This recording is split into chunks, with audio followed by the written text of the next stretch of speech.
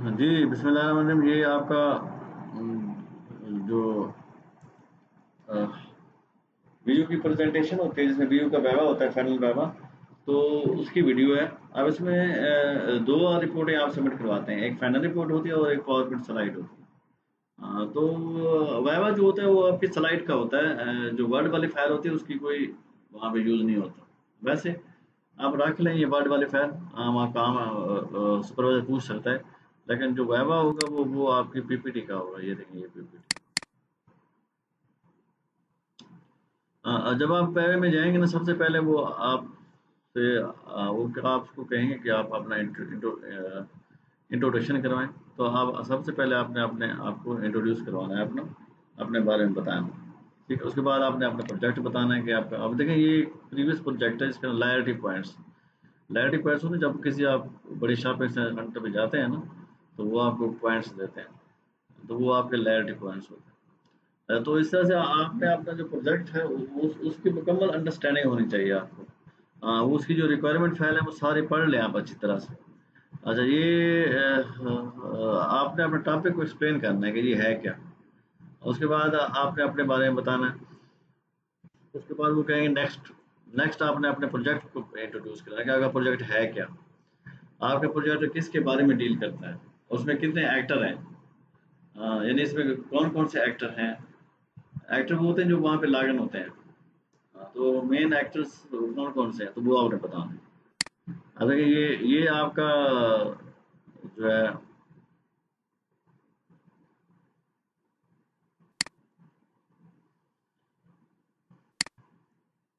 यहाँ पर मुख्तलिफ डिज़ाइन होते हैं, मॉडल होते हैं, जिसकी बेस पे आप का प्रोजेक्ट की डेवलपमेंट होती है।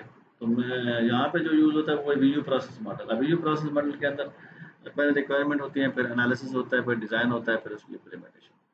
तो ये आपने उनको बताना है कि ये तो हमने ये मॉडल यूज़ किया। अब देखिए, नेक्स्ट इंपॉर्टेंट चीज़ है ना, मोस्टली सवाल वो यहाँ से पूछते हैं, यूज़ केस डायग्राम। अब वो कहेंगे जी यूज़ केस डायग्राम क्या होते हैं, तो उन्हें कहेंगे जो हमारी फंक्शन रिक्वायरमेंट्स होती है ना, फंक्शन रिक्वायरमेंट उसी की ही ग्राफिकल रिप्रेजेंटेशन होती है। आप आपने जो फंक्शन रिक्वायरमेंट है ना उसको पढ़ लें, तो उसमें देखिए एक्टर लिखे होंगे कि आपके जो एक्टर हैं वो कौन कौन से यूज़र है, एक है, दो हैं, तीन है। मोस्टली या तो फिर एक यूज़र होता है या फिर एडमिन और फिर यूज़र होता है। एडमिन जो है वो मैनेज करता है। अब यहाँ पे एडमिन है और दूसरा जो है वो कस्टमर है, जो कि किसी बड़े जो शॉपिंग सेंटर है वहाँ पे वो विजिट करता है और सामान लेता है, तो उसको लॉयल्टी पॉइंट्स मिलते हैं। आप देखें, आप यहाँ पे जो जो फंक्शन रिक्वायरमेंट हमारे पास है ना, तो उसी का एक यूज़ केस, हर एक यानी एक फंक्शन रिक्वायरमेंट का एक यूज़ केस बनता है। और यूज़ केस हमेशा वर्ब से शुरू होता है। देखें, ऐड कैटेगरी, रजिस्टर इन सिस्टम, लॉगिन, ये सारे देखें, ये पहले पहले वर्ब है, और फिर नाउन है, परचेज द प्रोडक्ट। ठीक है, ये प्रोडक्ट जो है वो परचेज करना। अब देखिए, ये एडमिन के ये काम है। और यहाँ पे ये देखिए, बैज नजर आती है, ये बाउंड्री है। इसी बाउंड्री के अंदर आपने यूज केस बनाने हैं। एक्टर हमेशा इस बाउंड्री के बाहर होते हैं। समझा रही हो? देखिए, इसी आर्म, उसके जो बाजू होता है एक्टर का, उसी से देखें ये एरो कनेक्ट हो रहा है। हाँ, ये यूज केस है, ये यूज केस है, ये बाउंड्री है। इसी बाउंड्री के अंदर लिखना है। ये यूज केस बाउंड्री से बाहर नहीं जा सकता। और देखिए, जो मेन है बहुत से सवाल पूछते हैं, वो ये कहते हैं चाहिए एक्सटेंड क्या है या इंक्लूड क्या है।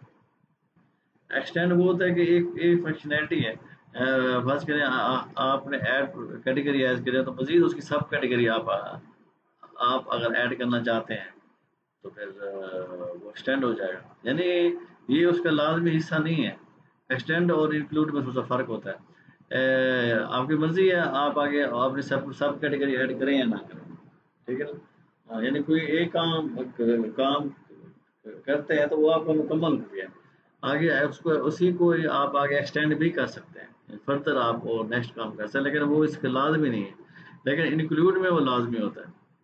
मिसाल के तौर पर आप एटीएम मशीन यूज़ करते हैं ना, तो आप अपना कार्ड डालते हैं। नेक्स्ट जो स्टेप है वो आपका होता है, उसमें पिन कोड डालना, पिन कोड लिखना, फिर अमाउंट लिखना, ये स्टेप्स हैं। तो इसमें अगर हम इसके यूज़ केस लिखेंगे ना, तो सबसे पहले हम कहेंगे इंसर्ट द एटीएम कार्ड। फिर उसी को आगे इंक्लूड के लिखेंगे ऐड द पासवर्ड। यहाँ पे इंसर्ट आ जाएगा एटीएम कार्ड, यहाँ इंक्लूड लिखे और एरो जो है ना वो फिर उल्टा होता है। एक्सटेंड के अंदर एरो उल्टा होता है और इंक्लूड में सीधा होता है, यानी यहाँ भी ये एरो फिर यूं चला जाएगा। इंसर्ट कार्ड, एरो, फिर आएगा ऐड पासवर्ड, फिर एरो, ऐड अमाउंट, फिर एरो, फिर नेक्स्ट जो यूज केस होगा वो होगा गेट पेमेंट। अब देखिए आप इसमें जो नेक्स्ट नेक्स्ट यूज केस बनते जाएंगे ना वो इंक्लूड वाले बनेंगे, क्योंकि अगर उनमें से आप एक स्टेप भी नहीं करते ना तो प्रोसेस कंप्लीट नहीं होता। हाँ जी। जबकि और इसमें मैं बताया कि जो एरो होता है वो पहले से दूसरी साइड से होता है, जबकि एक्सटेंड के अंदर उल्टा होता है, आखिरी से पहले की तरफ। अब ये चीज़ आप आपने ज़हन में रखना। और वह देखिए बाउंड्री होती है, इसी के अंदर ये सारे फंक्शन परफॉर्म होते हैं। यूज केस के बहुत सवाल पूछते हैं, ये आप मोस्टली एक्सटेंड और जो है इंक्लूड के बहुत सवाल पूछते हैं। अब देखिए आप नेक्स्ट जो है वो हमारे पास है ईआर डायग्राम। अब ईआर डायग्राम क्या होती है? असल में ईआर डायग्राम जो है वो हमारे डेटाबेस की इनिशियल शक्ल है। अब इसमें देखिए ये हमारे पास पास होते हैं एंटिटीज, एडमिन, किसी किसी का हम देखें टेबल जाकर बनाएंगे या डेटाबेस। एडमिन का एक टेबल बन जाएगा, आइटम्स का बन जाएगा, लाइब्रेरी पॉइंट्स का बन जाएगा, ऑर्डर का बन जाएगा। देखिए ये जो इन्हें कहते हैं एंटिटीज। देखिए ये एडमिन एंटिटी, आइटम्स एंटिटी, इसी के जाके टेबल बनेंगे, फिर एडमिन का टेबल बनेगा आगे जब डेटाबेस में जाएंगे। ठीक है, ये एंटिटीज हैं और ये इसके एट्रीब्यूट्स हैं। ये एडमिन का एक attribute ID, admin ID, admin address, admin mobile number, admin name. और ये जो आपको डेमो में नजर आ रहे हैं ये रिलेशनशिप होते हैं। आप देखिए वन टू मैन रिलेशनशिप, एक एडमिन है, बहुत सारे आइटम है, एक आइटम है और एक ही लायबिलिटी पॉइंट। देखिए वन बी वन रिलेशनशिप। देखिए तो इस तरह के यानी जो डायमंड जो है ना ये हमें रिलेशनशिप को ज़ाहिर करता है। ये एटम्स मैनेज लायबिलिटी पॉइंट। अच्छा, तो ये एट्रीब्यूट्स हो गए, ये हमारे पास एंटिटीज हो गए, ये रिलेशनशिप हो गया। तो ऐसे में एक और चीज़ हमें रखें कि हमेशा हर एंटिटी का एक सीरियल नंबर, जिसे हम कहते हैं ना आईडी होता है। हर एंटिटी का एक आईडी लाजमी होता है। ऐसा नहीं होता कि एंटिटी हो उसका आईडी देखें एडमिन ए आईडी, एटम्स का देखें ये एटम्स ये आईडी, एटम पॉइंट का देखें ये आईडी, यानी उसका सीधे आईडी लाजमी होता है हर, यानी वो नंबर होता है जिससे हम सिस्टम नंबर लिखते हैं ना। तो लाजमी होता है, तो आईडी लाजमी होता है। और देखिए आईडी की निशानी ये है कि इसके नीचे देखें लाइन लगी होगी, आईडी की निशानी इसके नीचे लाइन लगी। तो ये हमारे पास ई आर डायग्राम है, इसी ने आगे जाके डाटाबेस बनाना होता है। ये उसकी इनिशियल शक्ल है। अब देखिए ये हमारे पास सीक्वेंस डायग्राम। सीक्वेंस में यहाँ स्टेप्स, यहाँ हम एक्टर लिखते हैं और यहाँ पे हमारे पास सीक्वेंस के स्टेप्स हैं। मैनेज एटम्स, देखिए इस ये ऑब्जेक्टिव है, ये क्लास है। अब सॉरी ऑब्जेक्ट है, ये क्लास है। तो इसमें हम ऑब्जेक्ट और जो क्लास है वो एक ही नाम से लिखते हैं। तो ये एक मेथड है लिखने का। तो देखिए लाइब्रेरी पॉइंट्स, तो ये ऑब्जेक्ट है, ये क्लास है, इसमें एक ही लिखते हैं। और यहाँ देखिए ये मैसेज है, ये देखिए ये मैसेज जाता है वो फील्ड होता है, वापस आता है तो डॉटेड होता है। बस ये भी तरीका है लिखने का कि जाते हुए मैसेज फीड होता है, वापस पे आता है। तो देखिए यहाँ पे वो मैनेज करता है। अब ये क्या, ये फंक्शन है, इसको मैनेज फंक्शन, व्यू फंक्शन, ये जो आपको राउंड ब्रैकेट नजर आ रही है ना दो, तो ये फंक्शन को ज़ाहिर करता है, चेक फंक्शन। ये और ये वापस जो मैसेज है ये आ रहा है डॉट। तो ये सीक्वेंस होता है, स्टेप स्टेप ज़ाहिर करता है। अब ये भी ऐसे एक्सेस ये फंक्शन है, अब व्यू फंक्शन है। अब देखिए ये सारे अब देखिए ये क्लास डायग्राम है। अब जो क्लास डायग्राम होती है ना वो हमारे में जो जो आगे हम बनाते हैं ना अपने एप्लीकेशन, उसमें ये क्लासेस यूज होती हैं। तो पहले फिर इसीलिए फिर हम क्लास डायग्राम बनाते हैं। ये क्लास डायग्राम में क्या है, यूजर्स है, एडमिन है, कैटेगरी है। अब ये क्लासेस है।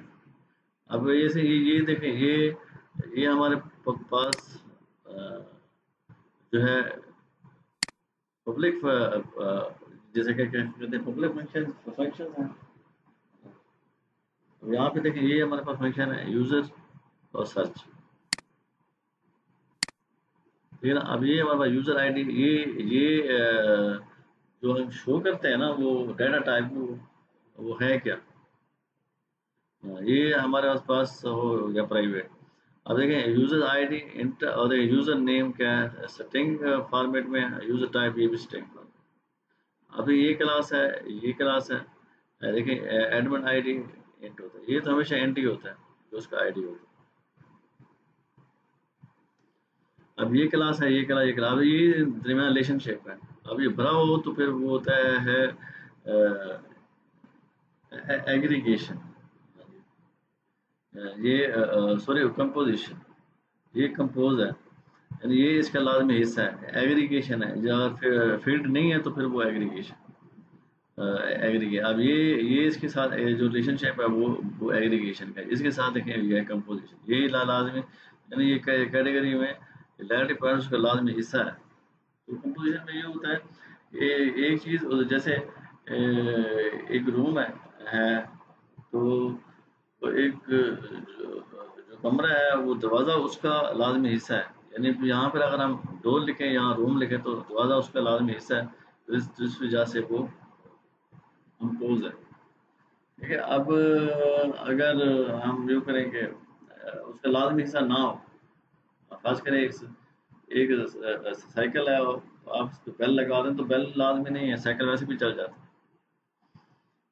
तो उसे कहते हैं एग्रीगेशन, यानी वो उसका हिस्सा है लेकिन लाजमी हिस्सा नहीं है, तो उसे एग्रीगेटिंग। और उसमें एग्रीगेशन के अंदर वो फील्ड नहीं होता, देखिए ये खाली होता है, अंदर से फील्ड होता है। और ये रिलेशनशिप ज़ाहिर करता है कि एक यूजर्स बहुत सारे रिलेटिव पॉइंट्स हैं, वन टू मैन, जिस तरह मैंने ईयर डायग्राम ये वैसे ही। अच्छा ये क्लास हो गया, ऊपर देखिए ये डाटाबेस, जैसे मैंने बताया था ना आपको, जो ईआर डायग्राम होती है उसी की फाइनल जो शक्ल है वो डाटाबेस। अब देखिए ये जो डाटाबेस है, अब देखिए ये यहाँ पे ये टेबल है, ये एडमिन लाइव पॉइंट, अब देखिए admin ID, admin name, admin password. तो ये जो एडमिन टेबल है ना उसमें ये पहले पहला तो आईडी हो गया। तो ये असल में दो फील्ड है उसके, एक admin name, user name. Use तो हम ये करते हैं ना, वो तो जस्ट आईडी होता है, वो ऑटोमेटिक क्रिएट हो जाता है।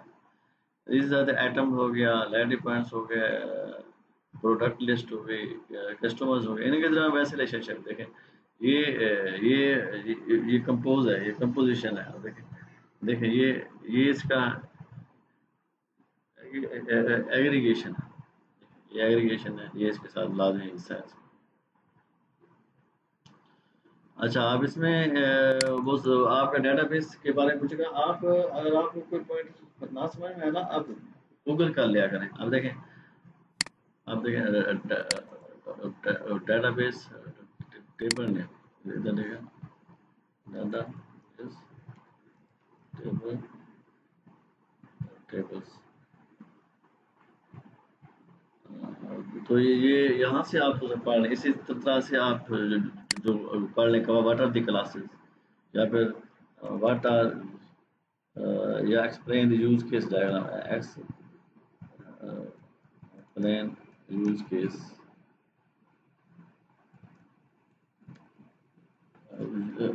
Use case diagram. तो इतना आप देखें ये यूज केस डायग्राम।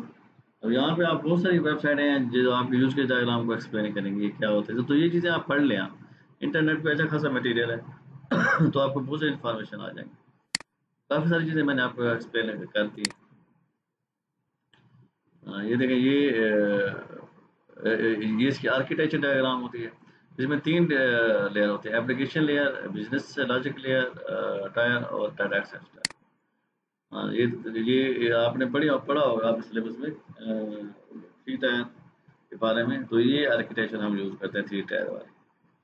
ये इसका इंटरफेसेस हैं। और बस बाकी उन्हें आप बताएं जी ये हमने लैंग्वेज यूज़ की है, PHP है, जो भी लैंग्वेज। बस आप जो कुछ मैंने पढ़ाया है ना इसको थोड़ा गूगल भी कर लिया करें ताकि वहाँ से मज़ीद इन्फॉर्मेशन मिल जाए। ये इसी तरह से आपने अपने सुपरवाइजर को एक्सप्लेन करना है। ओके, अल्लाह।